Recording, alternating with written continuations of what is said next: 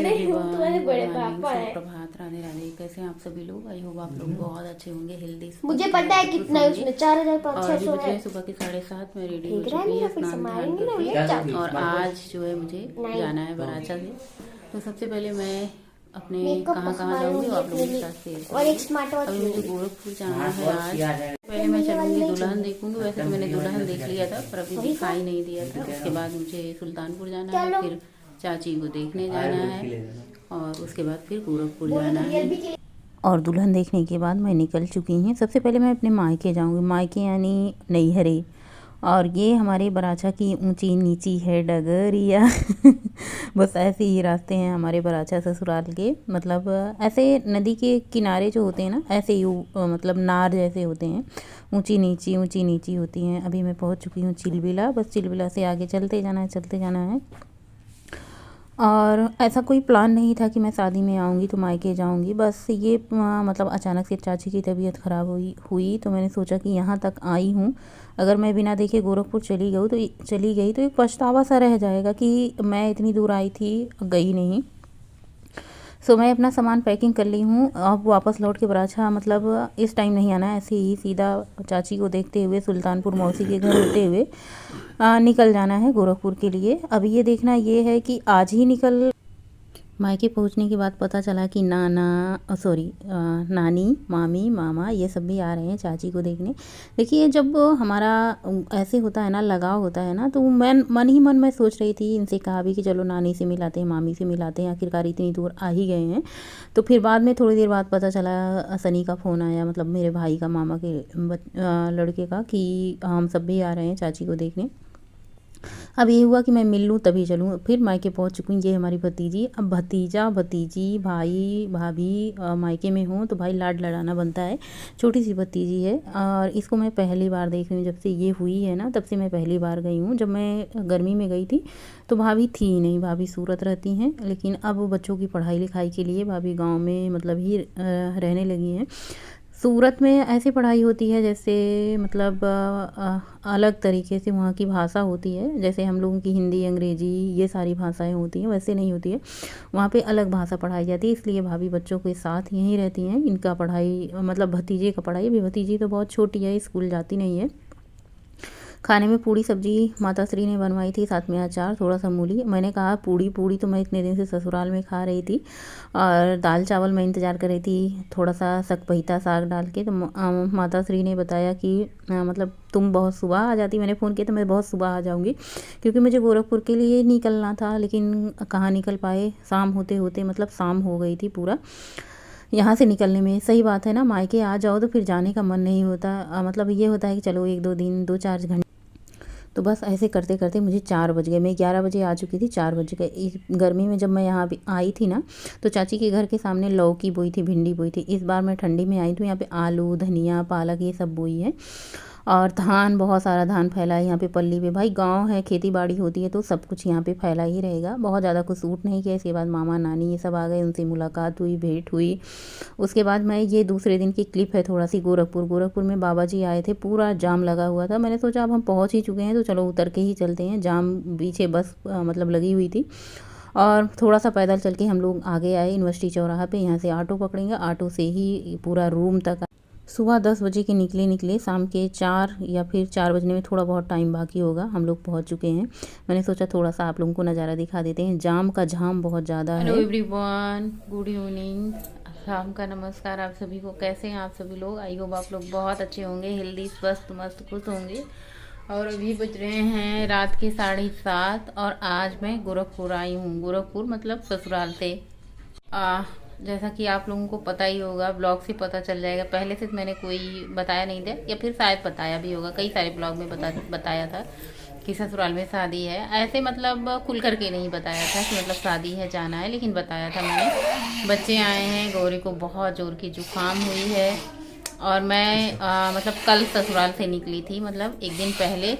तो मैं गई थी अपने मायके, चाची को देखने गई थी। चाची को देखने के बाद मैं हाँ, फिर मौसी के घर आई थी, मौसी के घर रात रुकी, उसके बाद मैं आज सुबह चली गोरखपुर के लिए। मैं 10 बजे निकली थी, शाम के 4 बजे पहुंची। आते ही इतना मतलब कपड़े, सबसे ज़्यादा जो काम है ना कपड़े का, साफ़ सफाई का। घर इतना ज़्यादा गंदा तो नहीं था, बंद पड़ा था, लेकिन जो कपड़े का काम है ना सबसे ज़्यादा वही है, धुलने का काम। शादी ब्याह में तो कपड़े हो ही जाते हैं, 4 बैग कपड़े। कुछ कपड़े ड्राई वॉश के लिए जाएंगे, कुछ कपड़े कल धुले जाएंगे, यही सब हो रहा था। खाने में मैंने दाल चावल बनाया था, मसाले वाली दाल बनाई है, चावल बनाया है, और अचार से सब लोग खाएंगे। रोटी बनाने का बिल्कुल मन नहीं था। थकान, एक तो ससुराल की थकान है, क्योंकि शादी ब्याह का घर में आप लोग पता ही होगा कितने सारे काम होते हैं, तो वो थकान अलग है। प्लस जो थकान है बस से आने का, उसका थकान अलग है।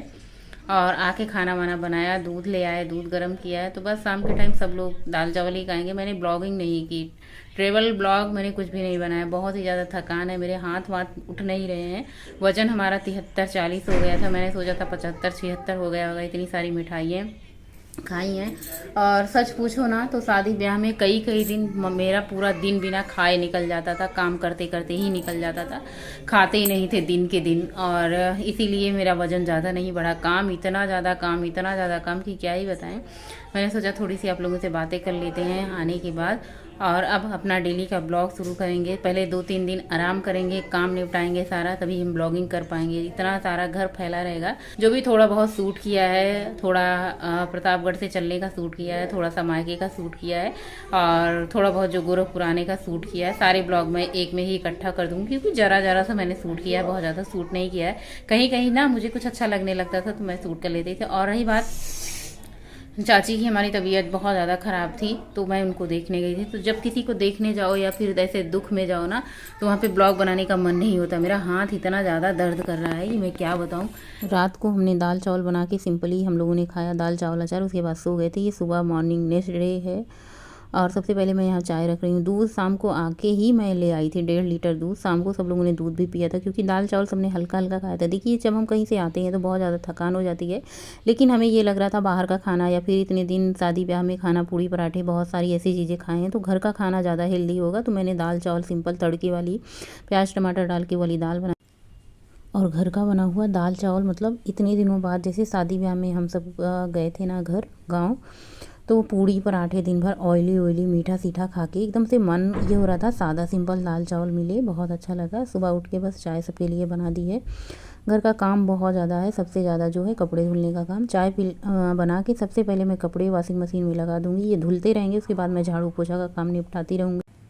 घर 15-16 दिनों तक बंद था, तो एकदम धूल मिट्टी सब जमा हो गई। तो सबसे पहले मैंने वॉशिंग मशीन में पानी लगा दिया था। और वॉशिंग मशीन का पाइप जो है ना बिल्कुल ख़राब है, पता नहीं क्यों। एक बार इसको दिखाया भी था, इसका पानी जो है निकल जा रहा है, पता नहीं कुछ ढीला हो जाता है जिसकी वजह से। फ़िलहाल पतदेव जी को बुलाया है, देखते हैं ये क्या रिपेयरिंग कर पाते हैं, इनको क्या समझ में आता है। वैसे पानी का बहाव जो है ना, जहाँ से पाइप निकलता है, रेन करते हैं हम। और गौरी अभी ऐसे बिना घूम रही है, बिना कपड़ों के। कपड़े ऐसे इतने सारे गंदे हैं कि बराछा में कपड़े धुलने का टाइम नहीं मिला, और मेरा धुलने का मन भी नहीं हो रहा था, क्योंकि काम इतना ज़्यादा था। मेरे दोनों कंधे, गले, पखुरे, हाथ, कमर, पैर, सब की बैंड बजी पड़ी थी, क्योंकि नाच गाना डांस धूम धमाल। और क्या कहते हैं, दोनों हाथ बेलते बेलते, खाना बनाते बनाते दोनों हाथ इतने दर्द कर रहे थे, कपड़ा धुलने का मन ही नहीं हो रहा था। बस किसी तरीके से जो साड़ी हम पहने होते थे, बस उसी को धुल लेते थे और धुल के डाल देते थे। कितनी साड़ियाँ मैंने ऐसे पहनी थी जिनको ड्राई वॉश के लिए देना है। तो अभी जो नॉर्मल कपड़े थे घर के, उसको सबसे पहले धुलना है।